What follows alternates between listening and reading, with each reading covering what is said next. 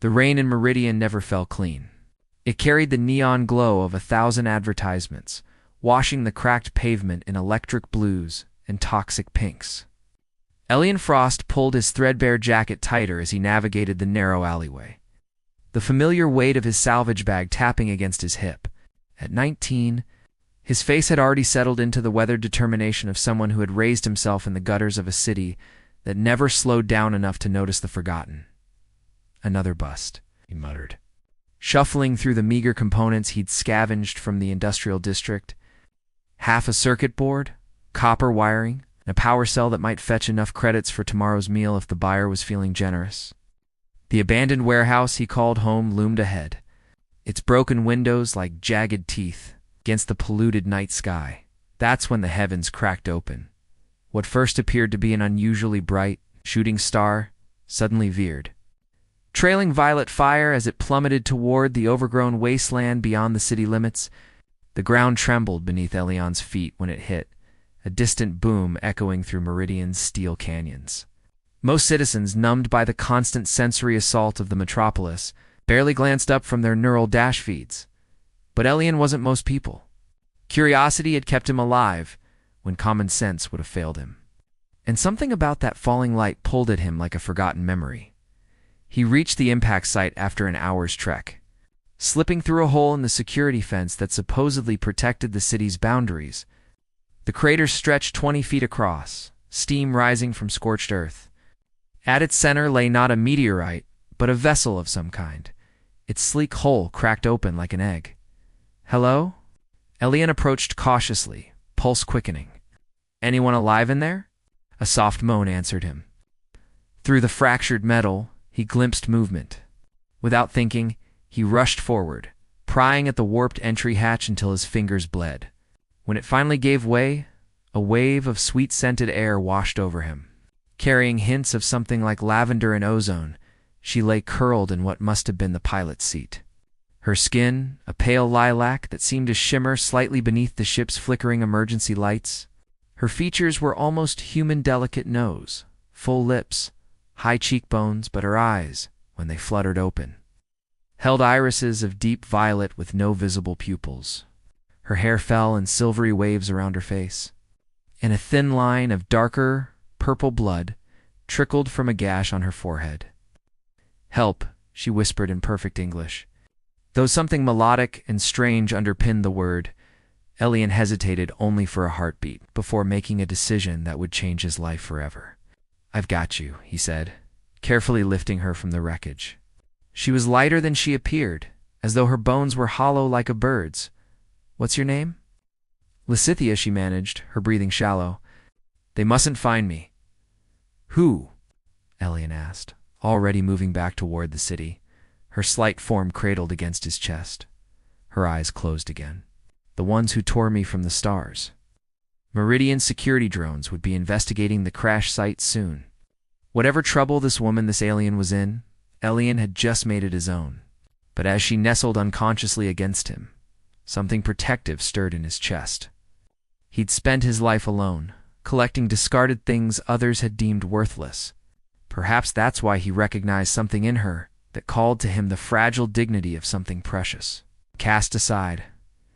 By the time he slipped back into the warehouse, dawn was breaking. He laid Lysithia gently on his makeshift bed, using his cleanest cloth to wipe the violet blood from her brow. In sleep, her face held a serenity that seemed out of place in his world of survival and scraps. "What are you?" he whispered, though he asked the question with wonder rather than fear, as if in answer. Her fingers twitched, reaching out to grasp his hand. Even unconscious, the contact sent a strange warmth spiraling up his arm, like starlight finding its way into his veins. For 3 days, Lysithia drifted between consciousness and fevered dreams, murmuring words in a language that sounded like crystalline bells. Elian rarely left her side, using the few medical supplies he'd managed to barter for to tend her wounds. The gash on her forehead had begun to heal with surprising speed, but she remained weak, her lilac skin occasionally flaring with an inner luminescence when she tossed in her sleep. On the 4th morning, Elin returned from trading his last valuable component, a rare quantum stabilizer for fresh water and nutrient packs. He found Lysithea sitting up, her violet eyes taking in the warehouse's rusted beams and the small comforts he'd cobbled together, strings of salvaged lights. A collection of tattered books, sketches of imagined worlds pinned to the walls. "You've been caring for me," she said, her voice clearer now, musical and precise. Ilian set down his supplies. "You needed help. Most would have sold me to your government or worse." She tilted her head, studying him. "Why didn't you?" He shrugged, uncomfortable with her direct gaze. "I know what it's like when nobody helps." Something in her expression softened. "You are Elian Frost. I gathered that much from your belongings, and your Lysithea, who fell from the stars." He offered her a cup of water.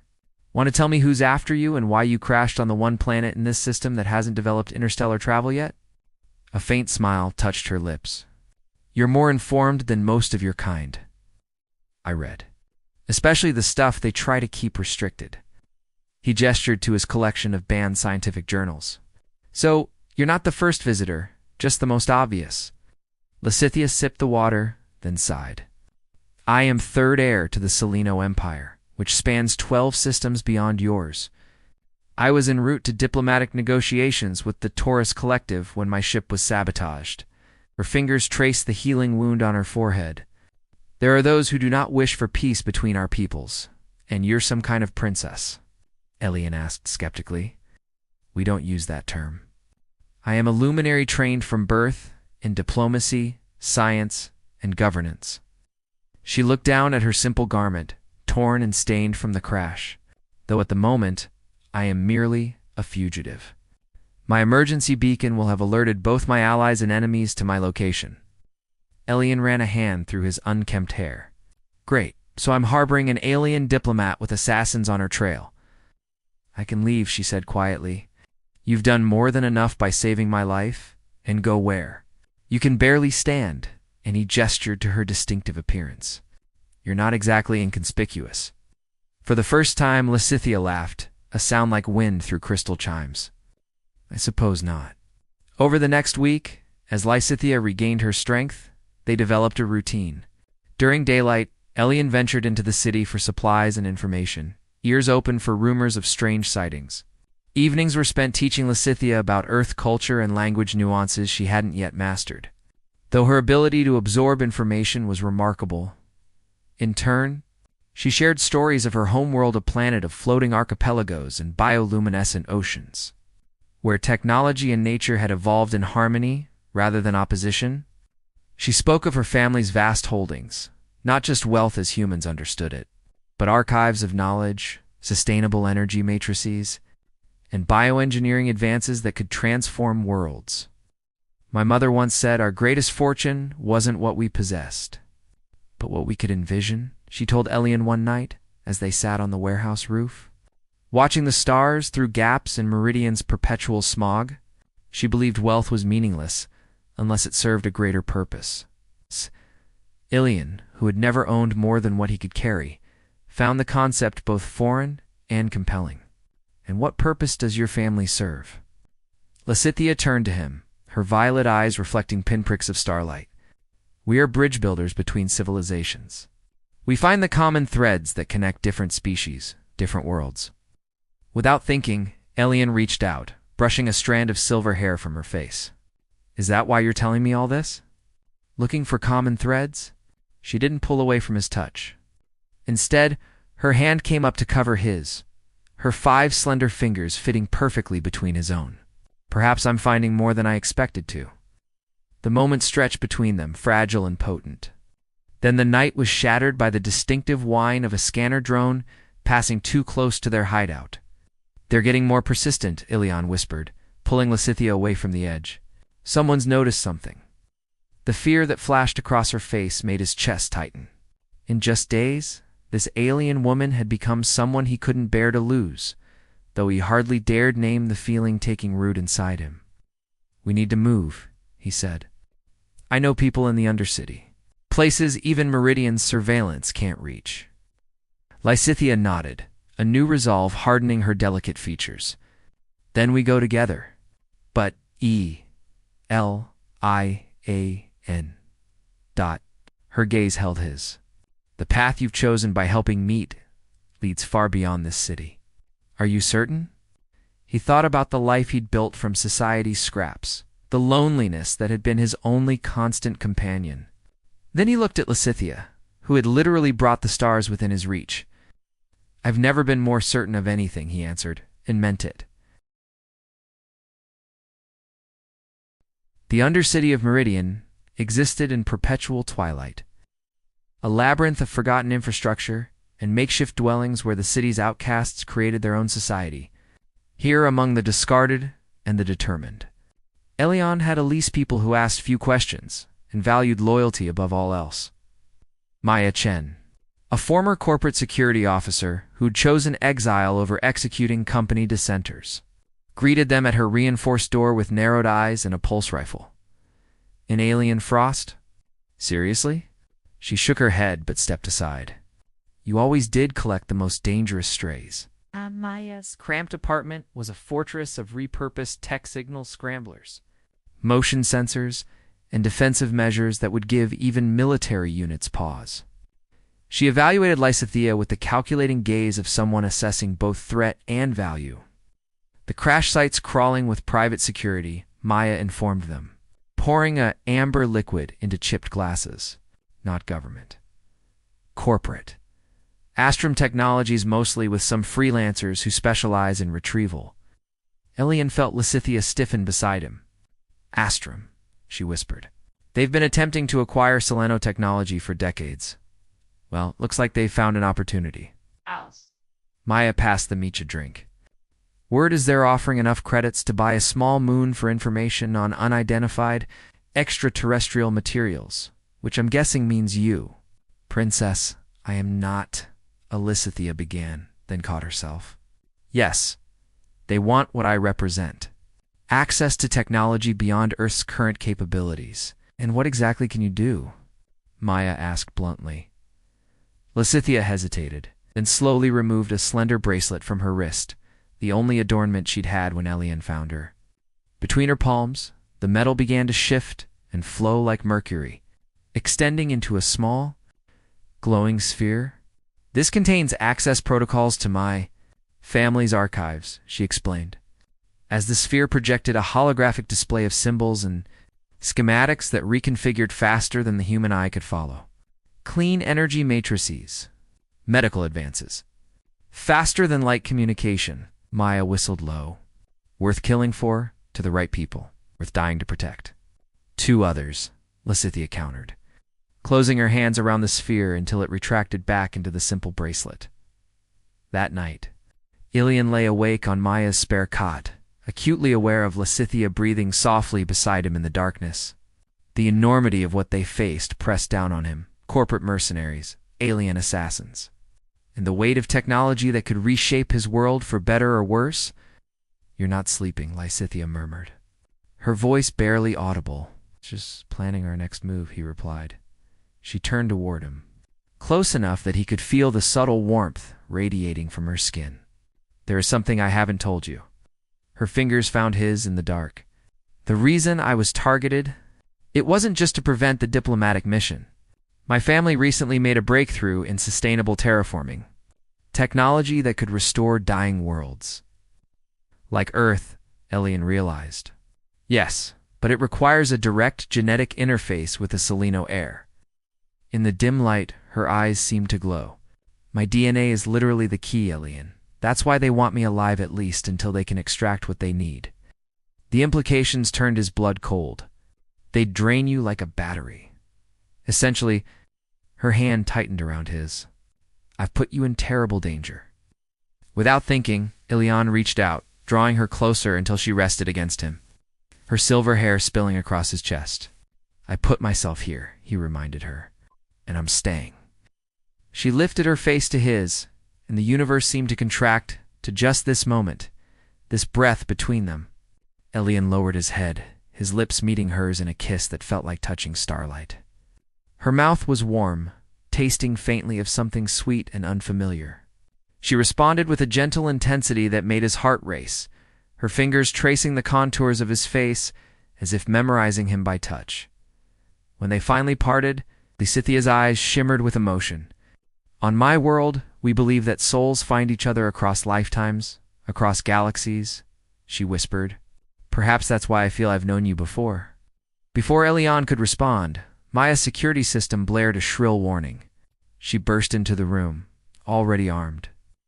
Time to move, she ordered. Scanner drones just picked up a tactical team 4 blocks out, moving fast. They grabbed the emergency packs Maya had prepared and headed for the back exit. As they slipped into the service tunnel beyond, the sound of an explosion rocked the building they'd just left. They're not even pretending to take prisoners, Maya muttered, leading them deeper into the Undercity's maze. For 3 days, they stayed in constant motion, using Maya's network of contacts to stay one step ahead of their pursuers. Elian watched Lysithia adapt to each new challenge with determined grace, her alien physiology allowing her to go longer without rest, her intellect quickly grasping the unwritten rules of survival in Meridian's shadows. But he also saw the toll it took, how she would sometimes stare into the distance with longing, how her hands would tremble slightly when they heard drones passing overhead. On the 4th night, they sheltered in an abandoned transit station, its cavernous space eerily silent. Maya had left to meet an informant who claimed to have access to a spacecraft capable of breaking atmosphere, their only hope if they wanted to get Lysithia off Planet. In the quiet, Elian took Lysithia's hand, noticing a new mark on her wrist, a bruise of darker purple spreading beneath her lilac skin. You're not telling me something, he said softly. You're getting worse, aren't you? She met his gaze steadily. My physiology requires certain elements not found on Earth. I can adapt for a time, but eventually ... Why didn't you say something? Anger flared, born of fear. We could have done what? She interrupted gently. There's nothing to be done, not here. And it doesn't change what we face. Elian pulled her into his arms, holding her as if he could somehow transfer his strength into her. She nestled against him, her head finding the hollow of his shoulder as if it had been shaped for her. There is a way, she said after a long moment. But it would bind us together in ways you cannot imagine. Before she could explain further, the station's ancient lights flickered. From the shadows of the eastern tunnel came the measured footsteps of multiple armored figures, the red dots of targeting lasers sweeping the darkness. Found you, called a voice, smooth and corporate polished. Now, let's discuss the terms of your surrender and exactly how valuable your alien friend is going to be to Astrom's research division. There are 6 of them, Elian whispered, pulling Lysithia behind a crumbling pillar as targeting lasers swept across the abandoned transit station. Heavily armed? 7, Lysithia corrected, her violet eyes perceiving what human senses couldn't in the dim light. Their leader is hanging back, near the east entrance. The corporate voice echoed again through the cavernous space. We have the station surrounded. There's a substantial reward for bringing you in unharmed, Miss Seleno, but that's a courtesy we can withdraw. A pause. Your human companion, however, is entirely expendable. Elian felt Lysithia tense beside him. Her hand slipped to the bracelet on her wrist, fingers tracing its metallic surface with deliberate intent. What are you doing? He asked, something desperate. Her eyes met his, luminous with both fear and determination. I told you there was a connection that could help us. The technology in this bracelet isn't just data storage, it's a neural interface designed for Seleno physiology. But I can modify it, she cut in. Create a temporary bridge between us. You would have access to certain ... abilities, but the connection would be intimate, Elian, more than physical. Our minds, our memories, there would be no secrets between us. The mercenaries were moving closer, the methodical sweep of professional killers who knew their quarry had nowhere to run. Will it hurt? He asked, his voice steady, despite the fear coursing through him. A small smile touched her lips. Only a little. She pressed the bracelet between her palms, and it once again transformed into the mercury-like sphere. This time, however, it separated into 2 smaller orbs, one glowing with violet light, the other a pulsing blue. This will attune to your neural patterns, she explained, placing the blue sphere in his palm. Focus on my voice, on the connection between us. The moment the sphere touched his skin, Elian gasped. It felt cool at first, then increasingly warm as it seemed to melt into his flesh, leaving behind an intricate pattern of blue light that traced his veins before fading beneath the surface. Then the world exploded into sensation. Colors he had no names for bloomed across his vision. The station's acoustic landscape expanded. He could hear the heartbeats of their pursuers, the subtle electronic hum of their weapons. And most overwhelming of all, he could feel Lysithia's presence in his mind, not as an intrusion, but as an expansion, as if parts of himself that had always been empty were suddenly, gloriously filled. I'm here, her voice echoed in his thoughts. We are connected now. Through her memories, he saw glimpses of her world-floating cities suspended in iridescent atmospheres, ceremonies conducted under triple moons, the weight of responsibility placed on her from childhood. He felt her loneliness as the third heir, always slightly apart from her family's central power structure, yet bound by duty and tradition. And he felt something else, her growing feelings for him, a fascination that had bloomed into something deeper from the moment he had carried her, broken and vulnerable from the wreckage of her ship. You see me? She thought, the mental words tinged with wonder. All that I am, and you see me, he returned, knowing she was experiencing his own memories, the abandonment, the years of struggle, the quiet moments of beauty he'd carved from his harsh existence. Through their new connection, Lysithia guided him. We move as one, she instructed. And suddenly Elian understood how to channel the energy now flowing through him. They emerged from behind the pillar, moving with synchronized precision. Elian felt lighter, faster, his reflexes enhanced by the Seleno technology coursing through his system. When the first mercenary fired, Elian somehow knew exactly when to duck, the neural interface allowing him to process spatial information with superhuman speed. Lysithia moved like liquid starlight beside him, her hands crafting complex patterns in the air that manipulated the energy around them. A mercenary's weapon jammed. Another's targeting system went haywire. Together, they created confusion and chaos, using the station's architecture to separate and disorient their pursuers as they fought their way toward the western exit. Elian caught sight of the leader, a tall woman in sleek corporate armor, her face a mask of cold calculation. Director Vega, Lysithia's voice hardened with recognition. Astrom's chief acquisitions officer, Luminary. The woman acknowledged with a slight bow that mocked the honorific. Your family has denied us access to Seleno technology for too long. Today, that changes. My family, Lysithia said, understands something your corporation does not. That power without wisdom destroys itself and everything around it. Vega smiled thinly. Poetic, but ultimately irrelevant. She raised a specialized weapon, different from her subordinate standard issue. Before she could fire, Maya appeared in the tunnel behind her. Pulse rifle raised. Companies canceled, Maya announced, her shot catching Vega in the shoulder and sending her sprawling in the ensuing chaos. They escaped into the labyrinthine maintenance tunnels beneath the station. Maya led them through a dizzying series of turns, finally emerging in a secluded bay where a small, battered transport ship waited. It's not much, Maya admitted as they boarded, but it'll break atmosphere. My contact says it's programmed to reach a trading outpost near Saturn's rings.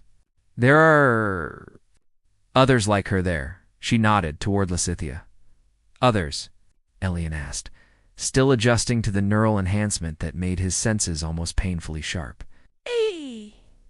Earth has been receiving visitors for decades, Maya explained. Most keep a much lower profile than crashing during meteor showers. As they prepared for launch, Elian felt Lysithia's consciousness begin to withdraw slightly from his, the connection becoming less overwhelming as she carefully modulated it. I'm sorry for the intrusion. Her thoughts reached him. The full connection was necessary for the battle, but I can give you more privacy now. No, he responded instinctively, reaching for her both physically and mentally. Stay with me. In the ship's small cabin, as Maya prepared for launch sequences, Elian took Lysithia in his arms. The neural connection amplified every sensation, the silken texture of her hair as he ran his fingers through it, the subtle vibration of her heartbeat against his chest, the sweet alien scent of her skin as he pressed his lips to her neck. "I've never been this close to anyone," he whispered against her ear. "Never wanted to be." She drew back just enough to look into his eyes, her pupils now visible as darker purple centers in her violet irises. "My people believe that true intimacy is found when minds touch as fully as bodies," she said softly. "What we share now is sacred." Their lips met in a kiss that transcended physical sensation, the neural link creating feedback loops of pleasure and emotion that spiraled between them. Each touch, each caress, became a conversation without words, a sharing of desire and tenderness that blurred the boundaries between them. As the ship shuddered through launch preparations, they held each other, both understanding that whatever came next, they had found something rare and precious amid the chaos of connection that spanned worlds and defied the ordinary limits of understanding. "Whatever fortune awaits," Lysithea whispered against his lips, "know that I count you as my greatest treasure." The ship rumbled beneath them as Maya initiated the launch sequence, carrying them toward the stars and whatever future they might forge together. The trading outpost near Saturn's rings hung in space like a tarnished jewel, its structure a patchwork of Earth technology and otherworldly materials. Through the ship's viewports, Elian watched the massive ice particles of the rings glittering in the distant sunlight. Still adjusting to the reality that he had left Earth perhaps forever, the neural connection with Lysithea had stabilized, becoming a comfortable presence in his mind rather than the overwhelming flood of their initial bonding. They could communicate silently or withdraw into privacy when needed, a balance that felt as natural as breathing after just days together. Maya guided their vessel to a docking port, her expression giving away nothing of her thoughts about their destination. "My contact says to ask for Tarek at the central hub," she explained. "He's supposed to be sympathetic, too. Visitors in difficult situations." Lysithea nodded, her face paler than usual. The violet undertones of her skin faded to a washed-out lavender. The journey had taxed her already depleted reserves, and through their connection, Elian could feel her struggle to maintain strength. "You need medical attention," he thought toward her. "Soon," she replied, her mental voice thin but determined. "First, we need allies." The outpost's interior revealed a hidden world Leon had never imagined existing so close to Eartha. It's a community where humans worked alongside beings from at least a dozen different worlds. Some aliens were clearly visible in their true forms, while others wore human disguises of varying sophistication. They found Tarek in a chamber filled with exotic plants, a tall human with features that hinted at Middle Eastern ancestry and eyes that reflected starlight in a decidedly non-human way. "Ah," he said upon seeing Lysithea inclining his head respectfully, "a luminary of House Salino. News of your disappearance has reached even this remote outpost." "My ship was sabotaged," Lysithea explained. "This man saved my life, at great personal risk." She gestured to Ilian, who could feel her pride in him flowing through their connection. Tarek's gaze sharpened as he noticed the faint blue pattern occasionally visible beneath Elian's skin. "You've initiated a neural bond," he observed, surprise evident in his voice. "That's unprecedented with a human. Circumstances required adaptation," Lysithea replied simply. Indeed, Tarek led them deeper into the chamber, to a private alcove where medicinal herbs and high-tech equipment shared space in strange harmony. "You're unwell, Luminary? The Earth environment is toxic to your kind without proper supplements." He prepared a solution in a crystal vial, which Lysithea drank gratefully. Almost immediately, Elian felt a surge of relief through their connection as the medicine began to restore her. "Astrum Technologis is hunting us," Maya informed Tarek bluntly, "along with whoever sabotaged the Luminary's ship in the first place." "Astrum is merely the Earth branch of a much larger problem," Tarek said grimly. "There's been a coup within the Taurus Collective. The Peace faction has been imprisoned, and the militarists now control their fleet. They've allied with corporate interests across 3 systems, including your Astrum." Lysithea closed her eyes briefly, absorbing the implications. "Then my diplomatic mission was doomed before it began." But your family still holds power in the Seleno Empire, Tarek reminded her. If you could reach them, the communication array here isn't powerful enough for interstellar transmission. She interrupted. And any ship leaving this system will be scanned and potentially intercepted. Leon, who had been quietly processing everything through both his own senses and his connection to Lysithea, suddenly understood the full picture. Your family's fortune, he said. It's not just wealth or technology, is it? It's influence. The power to prevent a war. Lysithea turned to him, her violet eyes solemn. Yes, my family maintains the balance between 12 systems. If the Taurus militarists have staged a coup, millions of lives are at risk. Through their neural link, Elian could feel the weight of responsibility that had shaped her entire existence. The training, the discipline, the carefully cultivated diplomatic skills, all in service to a peace larger than any individual. There is a way, Maya said unexpectedly. All eyes turned to her. The reason my contact knew about this place is because I used to transport sensitive cargo here back when I worked security. There's a quantum communication node hidden on the dark side of Titan, untraceable, powerful enough to reach beyond our solar system. Tarek's expression shifted to one of surprise. The Phantom Relay? It's operational? For those who know the access protocols, Maya's gaze hardened. Which I do. Hope flared through Lysithea so intensely that Elian could feel it like sunlight breaking through clouds. If I can contact my family, they can send a diplomatic vessel with full protection. One that even the Taurus militarists wouldn't dare attack openly. The journey to Titan is dangerous, Tarek warned. Especially now, with increased patrols. I'm going, Elian said firmly, taking Lysithea's hand. Through their connection, he felt her gratitude, and something deeper, a love that had grown from necessity into choice, from chance into destiny. Within hours, they were aboard a sleeker vessel, built for speed and stealth rather than transport. Maya had called in her last favors to secure it, along with false identification codes that might get them past the patrol. Ships now monitoring Saturn's moons as they prepared for departure. Maya made a decision that surprised even herself. I'm staying here, she told them. Someone needs to cover your tracks, and ... She glanced around the outpost. I think I might fit in better here than I ever did on Earth. Tarek had provided them with supplies, including medications to sustain Lysithea and upgrades to their ship's cloaking technology. The universe has strange ways of bringing together those who need each other, he said enigmatically as they departed.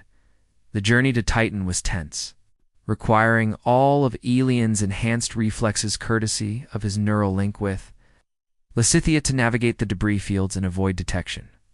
Twice they narrowly evaded patrol ships, hiding in the shadow of ice fragments larger than city blocks.